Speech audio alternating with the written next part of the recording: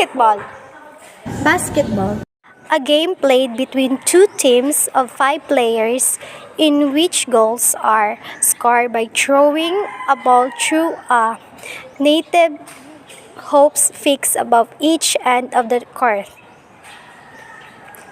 The history of basketball began with the invented in 1891 in a Springfield, Massachusetts by Canadian physical education instructor James Naismith as a less injury pro sports than football. Naismith was in 31 years old graduated student when he created the indoor sport to keep athletics indoor during the winter.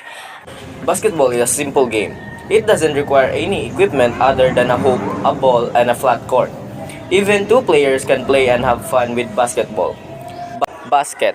A hoop or basket with net around its circumference and of 18-inch diameter is firmly hung horizontally from a rectangular backboard of 3.5 feet height and 6 feet width on either sides of the court.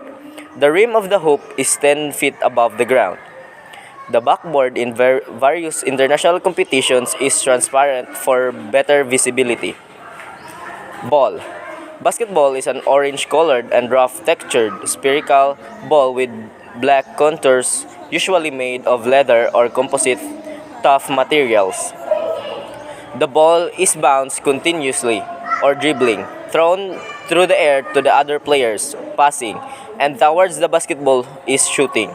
So, a typical basketball must be very durable and easy to hold on to. Other equipment. There may be some more equipments for convenience.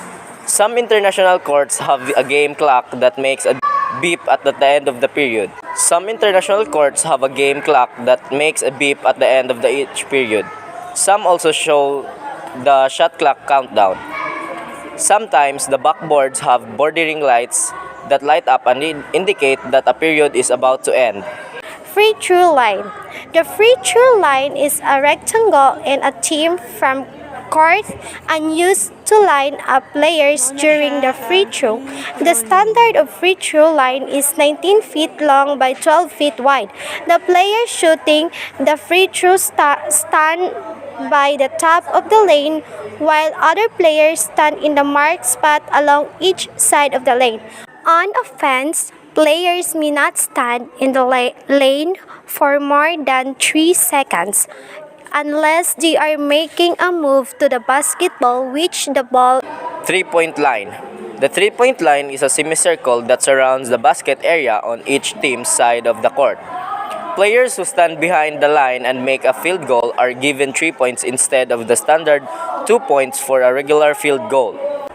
Center jump circle. The center jump circle is where the game action starts and has a radius of 6 feet. All players other than the two jumpers must stand outside the circle until the ball is tipped. The center jump circle is not used at any other point in the game other than the opening tip, and if a tip is needed to start an overtime period, two jump circles located at the free throw line are used in NBA for held ball situations. Division line.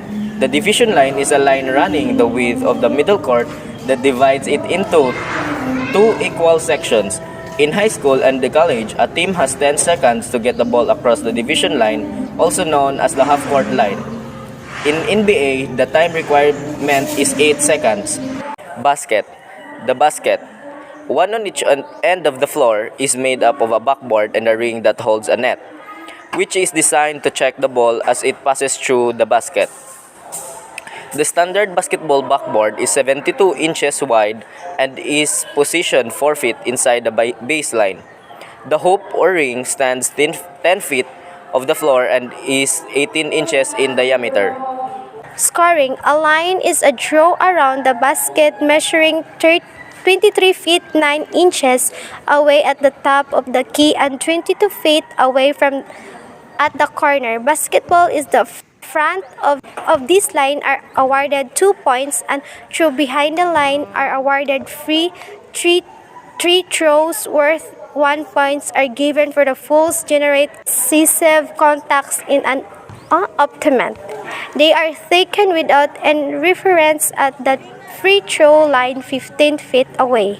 Dribbling. You may only use one hand at a time when dribbling. Once you pick up your dribble, you are allowed 2 steps and may not dribble again. You must stay in bounds when in positioning of the ball and after crossing half court. You are not allowed to dribble back onto your opponent's side of the court. The total playing area for a court is 4,520.43 feet square and 7,290.5 feet square if runs off, and sideline are required. Softball. Softball. It is a sport played by two teams competing against one another to score more runs the other. On offense, the team is working on hitting pitches, running bases, and earning runs. On defense, the team is working to stop the other team from earning any runs. Teams are required to play both offense and defense during each inning, which means softball players need more equipment than some other sport. Softball is a game similar to baseball played with a larger ball, 11 to 16 inches or 28 to 40 centimeters circumference, on a field that has base length of 60 feet, a pitcher's mound that ranges from 35 to 43 to professional is 43 feet away from home plate, and a home run fence that is 220 to 300 feet away from home plate, depending on the type of softball being played. Softball is played competitively at the club levels, the college level, and professional level. There are 2 rules codes for softball, generally slow pitch softball and fast pitch softball. Slow pitch softball is the most common type, while women's fast pitch softball is a summer Olympic sport and is played professionally by women. The earliest known softball game was played in Chicago, Illinois on Thanksgiving Day, 1887. It took place at the Farragut Boat Club at a gathering to hear the outcome of the Yale University and Harvard University football game. When the score was announced and bets were settled, a Yale alumnus threw a boxing glove at a Harvard supporter. The Harvard fan grabbed a stick and swung at the rolled-up glove. George Hancock, a reporter there, called out, "Play ball," and the game began. With the boxing glove tightened into a ball, a broom handle serving as a bat, the first contest ended with a score of 41-40. The ball, being soft, was fielded barehanded. Hancock is credited as the game's inventor for his development of a 17 ball and an undersized bat in the next week. Under the name of Indoor-Outdoor, the game moved outside in the next year, and the first rules were published in 1889. These are the basic softball equipment and gear. Ball. Softballs used for youth and high school levels are usually bright yellow, around 12 inches in circumference, and weigh around 180 to 200 grams. They are not soft as the name of the sport implies. Rather, they are made of hard leather filled with cork, rubber, and synthetic materials. Glove or mitt. Softball gloves are often larger than those used in baseball because the ball is bigger. Most players choose to wear gloves which differ from mitts in that they have individual fingers and less padding. First basemen and catchers usually wear mitts with extra padding to catch balls thrown at higher speeds. Bat. Youth softball bats are generally the same as youth baseball bats. They are made out of wood, aluminum, or composite materials. Adult softball bats, however, are generally longer with a smaller diameter, and the barrels are less stiff than their baseball counterparts.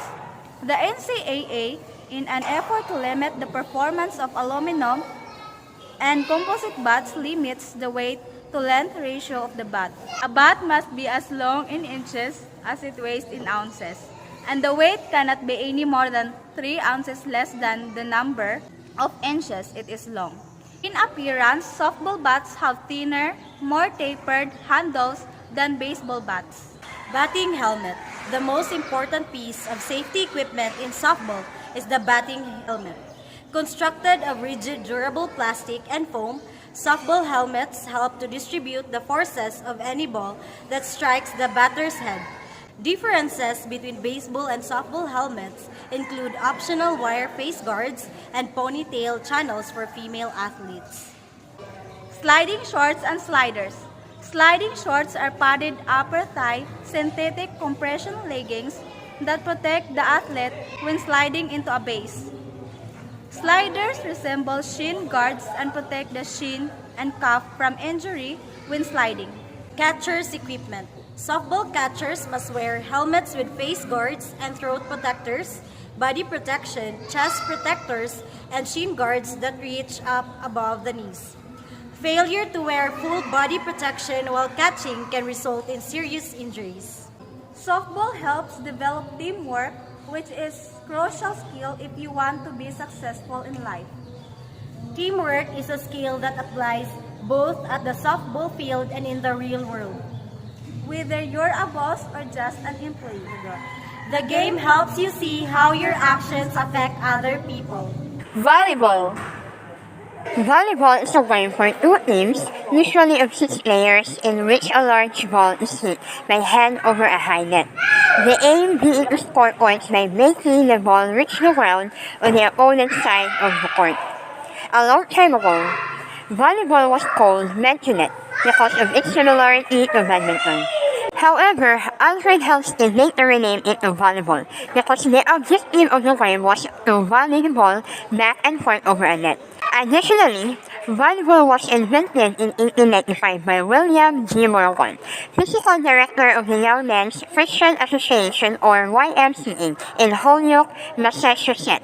It was designed as an indoor sport for businessmen who found the new game of basketball too dangerous. Here is a list of the volleyball material and equipment that you may need to play. Volleyball balls. Volleyballs therefore greatly depend on whether they will be used indoors or outdoors. Volleyball shorts. Volleyball shorts need to be supremely comfortable and allow you to move freely and without restriction. Volleyball t-shirts, depending on whether you are playing indoor or outdoor and what weather is like when you play, you can opt for the classic sleeveless athletic t-shirt or choose a long-sleeve sport shirt. Volleyball shoes. It has a gum rubber sole and are designed for the lateral movement that the sport requires. The middle of the sole is usually made of foam, while the back is more likely to be made from mesh or nylon. Volleyball braces, sleeves, and pads. Knee pads are the most important protection for volleyball players. With many low balls being hit, you will need to kneel to reach them. Bruising and floor burns can be common.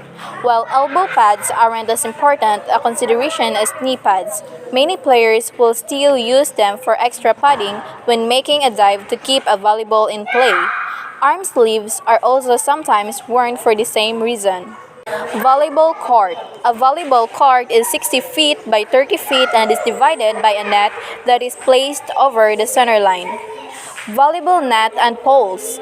An official volleyball net will measure 32 feet long by 39 inches tall.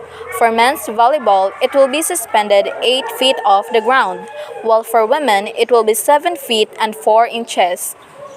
Volleyball penalty cards. Yellow cards are issued to warn players of bad conduct, with a penalty being enforced. Continual misconduct will lead to a red card and a sanction being applied. This may be for their team to lose the point or to lose service if they have possession. 25.5 to 26.5 inches, volleyballs usually come in two sizes, youth and adult. The youth ball has a circumference of around 25 to 26 inches, while the adult volleyball has a circumference measuring 25.5 to 26.5 inches and 59 feet then 29.6 widely. There are 6 basic skills: setting, striking, passing, dribbling, and serving. Setter. A setter's main job is to set strikers. This is done by waiting for a teammate to pass the ball to him. Striker. A striker attacker is a player that attacks a ball over the net. The striker is a front row player and their main job is to spike balls at the net down into the opponent's court. Passer. A passer is a player that passes the ball up to the setter. The better a passer is able to pass, the easier it is for the setter to set the spiker, which results in a better attack by the spiker and the more likely the ball is hit down into the opponent's court for a point. Digger. A digger is a defensive player that passes the ball up to the setter. The digger is skilled at digging hard, driving spikes, and chasing down off-speed shots or attacks by the opponent. Server. The server is a player on the team that puts the ball into play to start the rally. The players that understand how to play volleyball the best are typically the best servers on the team. This brings skills such as Serving, setting, blocking, digging, passing, hitting, and many others will help you get better at volleyball skills, and this will contribute greatly to your confidence.